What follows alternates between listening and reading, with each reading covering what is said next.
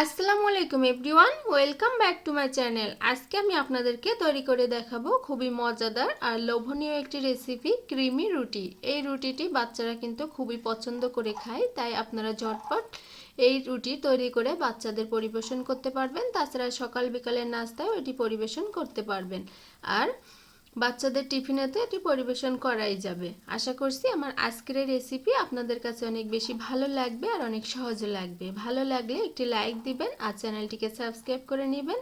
পরবর্তী ভিডিওর নোটিফিকেশন সবার আগে পাওয়ার জন্য পাশে থাকা বেল বাটনটি অন করে নেবেন। আর যারা অলরেডি সাবস্ক্রাইব করেছেন তাদেরকে অসংখ্য অসংখ্য ধন্যবাদ।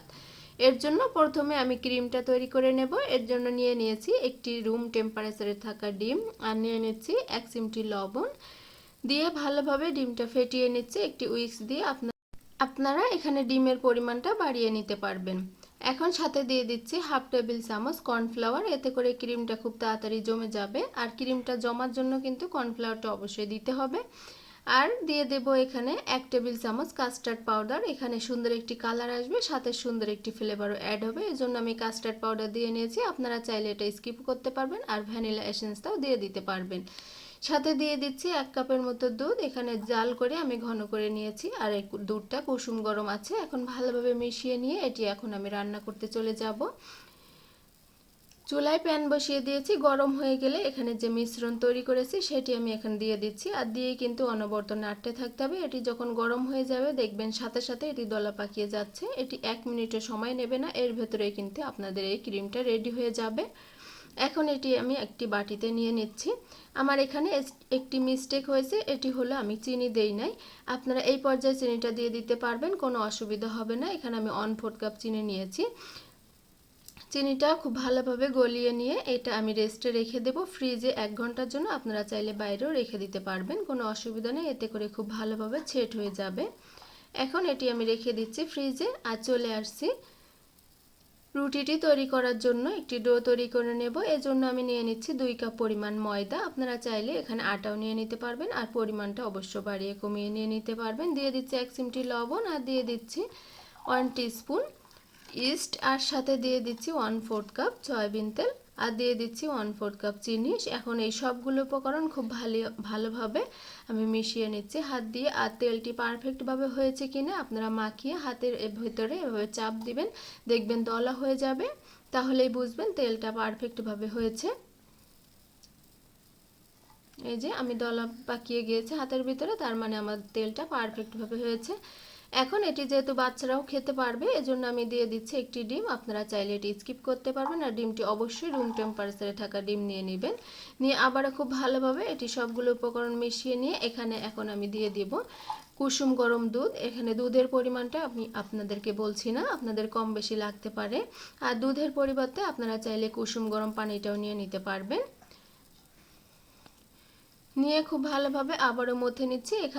এখানে কিন্তু একটা নরম ডো তৈরি হবে, এখানে কিন্তু কোনোভাবে শক্ত ডো তৈরি করা যাবে না। আর এই ডোটি খুব ভালোভাবে মথে নিতে হবে। এর জন্য আমি টেবিলের ওপর ময়দা ছিটিয়ে দিয়ে ডোটি এখানে নিয়ে নিচ্ছি। খুব ভালোভাবে মথে নিতে হবে। ডোটি যত ভালোভাবে মথে নেবেন ততই কিন্তু ইস্টটা তাড়াতাড়ি অ্যাক্টিভ হবে আর তাড়াতাড়ি ফুলে উঠবে, সময় কম লাগবে। অবশ্যই এখানে একটু সময় নিয়ে ডোটি মধ্যে নেবেন। স্ক্রিনে আপনারা দেখতে পাচ্ছেন আমি এই কাজটি কত তাড়াতাড়ি করে নিচ্ছি। ভিডিওটি লং যাতে না হয় এজন্য আমি এখানে স্পিড বাড়িয়ে দিয়েছি, আপনারা কিছু মনে করবেন না। এখন হাতের ভিতরে এভাবে রাউন্ড শেপ দিয়ে আমি যে বাটিতে ডো তৈরি করে নিয়েছিলাম সেটা মাখিয়ে নিচ্ছি, এতে করে ইস্টটা যখন অ্যাক্টিভ হবে তখন বাটির গায়ে লেগে যাবে না। আর উপর থেকে যাতে ড্রাই না হয়ে যায় এজন্য দিয়ে দিচ্ছি উপর থেকে তেল ব্রাশ করে দিয়ে আমি এটি রেখে দেব আধা ঘন্টার জন্য। ফিরে এসেছি আধা ঘন্টা পরে, দেখেন ডোটি ফুলে ডাবল হয়ে গিয়েছে। এখন এটি এর ভেতরে বাতাসগুলো বের করে নিচ্ছি হাত দিয়ে এভাবে চাপ দিয়ে, আর আরও কিছুক্ষণ এটি মথে নেব আমি। আরও ভালোভাবে মথে নেওয়ার জন্য পিঁড়িতে আমি নিয়ে নিয়েছি, নিয়ে খুব ভালোভাবে এটি মথে নেব। আমি প্রায় 5 মিনিটের মতো এটি মথে নিচ্ছি। আর এভাবে করে শেপ দিয়ে এখন একটি ছুরির সাহায্যে আমি এটা থেকে 8টি টুকরা বের করব। 8টি টুকরা বের করা হয়ে গেলে এখান থেকে একটি টুকরা আমি হাতে নিয়ে এভাবে রাউন্ড শেপ করে সবগুলো টুকরা একইভাবে শেপ করে নেব। সবগুলো টুকরা একইভাবে শেপ করে আমি নিয়ে নিয়েছি, আর এগুলো রেস্টে রেখে দেব 5 মিনিটের মতো। 5 মিনিট পরে আমি একটা শেপ আমি এখান থেকে তুলে আপনাদেরকে দেখিয়ে দিচ্ছি। এর ভেতরে পুরটা কিভাবে দিবেন। চারি সাইডটা পাতলা করে নেবেন, মাঝখানে কিন্তু কোনোভাবে পাতলা করা যাবে না, তাহলে কিন্তু পুরটা বের হয়ে যাবে। মাঝখানে অনেকটা মোটা রেখে এভাবে করে পুর দিয়ে আমি এখন চারি সাইডে এভাবে গোল করেই এনে নিচ্ছি। একসাথে নিয়ে আমি এভাবে শেপ দিয়ে নিচ্ছি। আর এই শেপগুলো সবগুলো আমি একইভাবে দিয়ে নেব। আরও আপনাদেরকে একটা দেখিয়ে দিচ্ছি স্ক্রিনে, আপনারা দেখতেই পাচ্ছেন। এটি কিন্তু বলে বোঝানোর কিছু নেই, স্ক্রিনে দেখেই বুঝে নিতে হবে এই কাজটি কিভাবে করতে হবে। এখন সবগুলো শেপ আমি দিয়ে নিয়েছি, আর এটিও এখন রেস্টে রেখে দেব 5 মিনিটের মতো।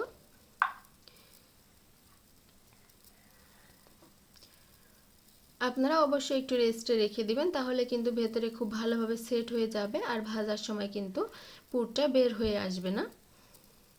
5 মিনিট পরে আমি এটি এখন ভাজতে চলে এসেছি। চুলায় একটি প্যান বসিয়ে দিয়েছি, প্যানটি হাই হিটে গরম করে নিয়ে তারপরে চুলার আঁচটি একবারেই লোতে দিয়ে, লো টু মিডিয়ামের থেকে একটু কমে দিয়ে আমি এটি ভেজে নেব। আর এখানে 4টি দিয়ে আমি ঢাকনা দিয়ে ঢেকে এটি ভেজে নেব 3 থেকে 4 মিনিটের মতো। 3 থেকে 4 মিনিট পরে ফিরে এসেছি, এটি আমি এখন উল্টিয়ে নিচ্ছি।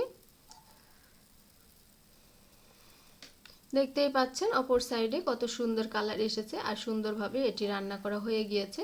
সবগুলো উল্টিয়ে দিয়ে আবারও ঢাকনা দিয়ে ঢেকে আমি রান্না করে নেব 4 মিনিটের মতো। এর ফলে অপর সাইডটাও খুব ভালোভাবে রান্না হয়ে যাবে। ফিরে এসেছি 3 থেকে 4 মিনিট পরে, আবারও উল্টিয়ে নিচ্ছি। দেখেন কত সুন্দর কালার এসেছে। আর এগুলো এখন আমি উঠিয়ে নেব একটি একটি করে। আর একইভাবে আর এক ব্যাচ অর্থাৎ আরও যে কয়টি বাকি আছে সেই কয়টি আমি ভেজে নিব। সবগুলো আমি ভেজে নিয়েছি। দেখতেই পাচ্ছেন কত সুন্দর হয়েছে আর কালারটা কত সুন্দর হয়েছে। এটি দেখতে কিন্তু খুবই সুন্দর আর খেতে কিন্তু তার থেকে বেশি মজা, আর বাচ্চারা কিন্তু এটি খুবই পছন্দ করে। আপনারা চাইলে এই রেসিপিটি ফলো করে বাচ্চাদেরকে তৈরি করে দিতে পারবেন আর আমাকে কমেন্ট করে জানাবেন আপনাদেরটা কেমন হয়েছে।